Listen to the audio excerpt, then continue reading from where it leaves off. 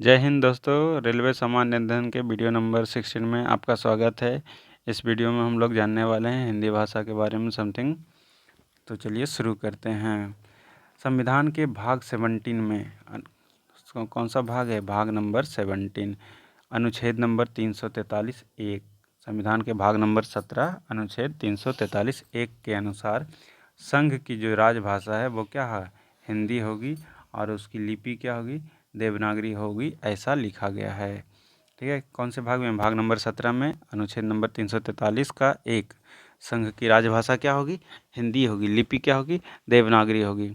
आगे देखते हैं, संघ की राजभाषा के रूप में हिंदी को कब मान्यता मिली? संघ की राजभाषा के रूप में हिंदी को 14 सितंबर 1949 को मान्यता मिली। इसी कारण हम लोग 14 सितंबर को हिंदी दिवस मनाते हैं अपने देश के लेवल पे। ठीक है, भारत में सर्वाधिक बोली जाने वाली भाषा, भारत में सर्वाधिक बोली जाने वाली भाषा हिंदी है, तथा दूसरा क्या है? बांग्ला है। हिंदी के बाद बांग्ला बोला जाता है ज़्यादा। भारत की तेलुगु भाषा, तेलुगु भाषा को क्या कहा जाता है? Italian of the east. Bharat की तेलुगु भाषा को क्या कहा जाता है? Italian of the east. Punjabi किस लिपि में लिखी जाती है? पंजाबी लिखी जाती है गुरुमुखी लिपि में। पंजाबी की लिपि क्या है? गुरुमुखी। संविधान के अष्टम अनुसूची में, संविधान के अष्टम अनुसूची में 22 भाषाओं को मान्यता प्राप्त है। कितनी भाषाओं को? 8वीं अनुसूची में 22 भाषाओं को मान्यता प्राप्त है, जबकि जब संविधान बना था तो 14 को मान्यता मिला था, बाकी 8 को बाद में मिला है। राजभाषा आयोग का गठन, राजभाषा आयोग का गठन कब किया गया था? 1955 में। इसके अध्यक्ष कौन थे? बीजी खेर। राजभाषा आयोग 1955 के अध्यक्ष कौन थे? बीजी खेर। हिंदी दिवस कब मनाया जाता है? 14 सितंबर को। हिंदी दिवस कब मनाया जाता है? 14 सितंबर को। अंग्रेजी को अरुणाचल प्रदेश, नागालैंड और एवं मेघालय में राजभाषा का दर्जा प्राप्त है। अंग्रेजी कौन कौन से राज्य में? अरुणाचल प्रदेश में, नागालैंड में, मेघालय में राजभाषा का दर्जा प्राप्त है। भारत के प्रथम राष्ट्रकवि, भारत के प्रथम राष्ट्रकवि किसको कहा जाता है? तो मैथिली शरण गुप्त को कहा जाता है। इन्हें आधुनिक युग का तुलसी भी कहा जाता है, आधुनिक युग का तुलसी कहा जाता है। हिंदी विषय पर प्रथम पुरस्कार, हिंदी विषय पर प्रथम पुरस्कार पाने वाले व्यक्ति का नाम क्या है? सुमित्रा नंदन पंत, सुमित्रा नंदन पंत। आधुनिक युग की मीरा, आधुनिक युग की मीरा किसे कहा जाता है? महादेवी वर्मा को। आधुनिक युग की मीरा किसे कहा जाता है? महादेवी वर्मा को। तथा भारतीय आत्मा के रूप में किसे कहा जाता है? माखनलाल चतुर्वेदी को। भारतीय आत्मा के रूप में किसे कहा जाता है? तो माखनलाल चतुर्वेदी को। संस्कृत व्याकरण के जनक, संस्कृत व्याकरण के जनक या लेखक कौन है? पाणिनि। संस्कृत व्याकरण के लेखक या कौन है? पाणिनि। संसार का सबसे बड़ा महाकाव्य, संसार का सबसे बड़ा महाकाव्य महाभारत है। सबसे बड़ा महाकाव्य महाभारत। महाभारत की रचना किसने की? तो महाभारत की रचना वेद व्यास ने की। महाभारत की रचना वेद व्यास ने की।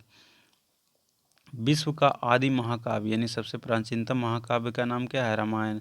और इसको आदि कवि किसे कहा जाता है? वाल्मीकि को, क्योंकि रामायण किसने लिखा था? वाल्मीकि ने। रामायण मूलतः किस भाषा में लिखा गया है? संस्कृत भाषा में। रामायण मूलतः किस भाषा में लिखा गया? संस्कृत। और रामचरितमानस जो तुलसीदास के द्वारा लिखा गया है वो कौन सी भाषा में है? अवधी भाषा में। रामचरितमानस अवधी भाषा में। हिंदी का बड़ा महाकाव्य, हिंदी का बड़ा महाकाव्य पृथ्वीराज रासो है। हिंदी का बड़ा महाकाव्य पृथ्वीराज रासो है। पृथ्वीराज रासो किसने लिखा था? चंद्रवरदाई ने। हिंदी भाषा का संबंध किससे है? इंडो यूरोपियन लैंग्वेज से है। हिंदी भाषा का संबंध किससे है? इंडो यूरोपियन से है।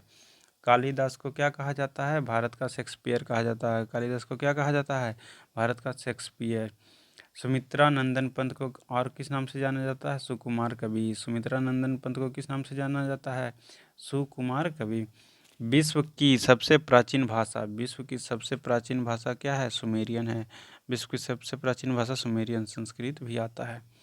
केंद्रीय अंग्रेजी व विदेशी भाषा संस्थान, केंद्रीय अंग्रेजी व विदेशी भाषा संस्थान कहाँ है? हैदराबाद में है। जबकि इंस्टीट्यूट ऑफ एडवांस स्टडीज कहाँ है? शिमला में। केंद्रीय अंग्रेजी व विदेशी भाषा संस्थान हैदराबाद में, जबकि institute of advance studies Shimla में है। भारत में आधुनिक शिक्षा के जन्मदाता, भारत में आधुनिक शिक्षा के जन्मदाता किसे कहा जाता है? चार्ल्स ग्रांट को 1792 में। आधुनिक शिक्षा का जन्मदाता चार्ल्स ग्रांट 1792। भारत का आइंस्टीन किसे कहा जाता है? नागार्जुन को। भारत का आइंस्टीन नागार्जुन को। तथा कलम का सिपाही किसे कहा जाता है? मुंशी प्रेमचंद को। कलम का सिपाही मुंशी प्रेमचंद को कहा जाता है। हिंदी में आशु लिपि के जन्मदाता कौन है? राधेलाल द्विवेदी। आशु लिपि के जन्मदाता राधेलाल द्विवेदी। प्रथम हिंदू विधि निर्माता मनु थे, यानी मनु ने क्या लिखा था? हिंदुओं के लिए एक कानून बनाया था। देश का प्रथम, जिसे मनुस्मृति के नाम से जाना जाता है, देश का प्रथम विश्वविद्यालय कौन है? नालंदा। देश का प्रथम विश्वविद्यालय नालंदा। इसकी स्थापना किसने किया था? तो कुमारगुप्त प्रथम ने। स्थापना नालंदा विश्वविद्यालय कुमारगुप्त प्रथम 450 ईस्वी में। विक्रमशिला विश्वविद्यालय की स्थापना किसने किया था? धर्मपाल ने। विक्रमशिला का धर्मपाल। प्रथम हिंदी सम्मेलन कहाँ हुआ था? नागपुर में। प्रथम हिंदी सम्मेलन नागपुर में कब हुआ था? 1975 में। प्रथम हिंदी सम्मेलन नागपुर में 1975 में। वेटिकन सिटी में क्या है? सभी भाषाएं मान्य हैं। वेटिकन सिटी में क्या है? सभी भाषाएं मान्य हैं। तो इस वीडियो में इतना ही, मिलते हैं अगले वीडियो में। धन्यवाद।